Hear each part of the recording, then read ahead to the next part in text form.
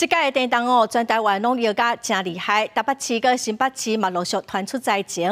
台北市有工地哦，更紧拿落来去撼到隔壁厝顶的墙，搁有大楼厝顶的游泳池哦，就亲像水墙，水嘛对厝顶射出来大楼的外面。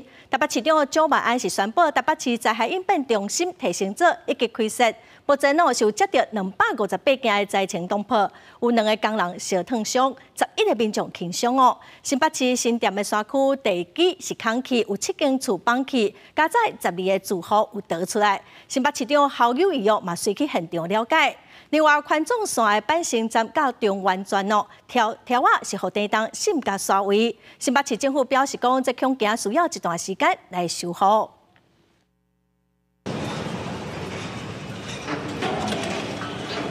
因为地动害了真厉害，伫台北市基隆路一段巷仔口的工地，有2支工地更近位真悬的所在落落来，其中1支还佫去撼到隔壁楼顶尾的壁，外面风看就是真惊。有民众为上修路的角度翕到鹰架倒去的时阵，工地大楼规个鹰蓬蓬，附近的路顶嘛持续咧海，内地一个工地嘛传出灾情，有铁铲 A 完做45度，现场救防疏散，初步检查，这个铁铲 A 并无落落来的疑虑。警方赶紧派吊车改移除。余震可以说是大大小小不断哦。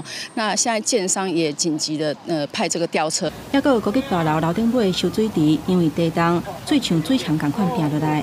立法院嘛有不少泰鲁闭气，全台湾车衫面临大地动。台北不少所在传出灾情，台北市灾害应变中心提升组已经开设，市长蒋万安来指挥。目前接到至少258件灾情通报。包括停电、漏水、瓦斯管线破气等等，建筑物外口时的壁闭气受损，围篱倒去，还有2个民众重伤，11个轻伤。那2位是在施工过程当中，因为地震导致的乙炔钢瓶倾倒爆破，所以这2名男性工作人员身上有68%烧烫伤，也已经送到台大医院。新北市嘛传出灾情，新店山区有厝倒去，地基的土瓦失去，至少有7间厝崩起，几只汽车吊车。加在现场的住户13个人有顺利走出来，现场嘛已经开设前进指挥所，市府协助住户安置伫旅馆。市长侯友宜嘛去现场，民众心内是感觉真惊吓，一直讲这届比921地动还佫较大。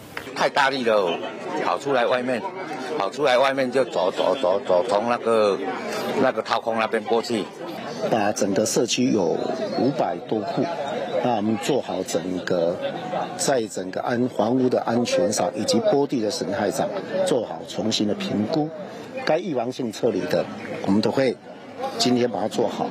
中和一间印刷工厂因为地动伤大，工厂的仓库倒去，致使3个人受伤。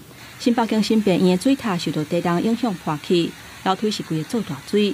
另外，坐运宽纵线阪神站到中原站出现轨道道无密，有安全的疑虑，需要登记修复。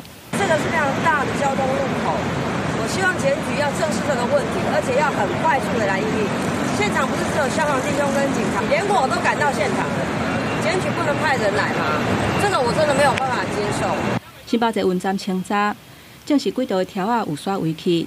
有关通勤替代方案，市府表示已经启动其他的站点，也有接驳车的方式来载民众。记者综合报道。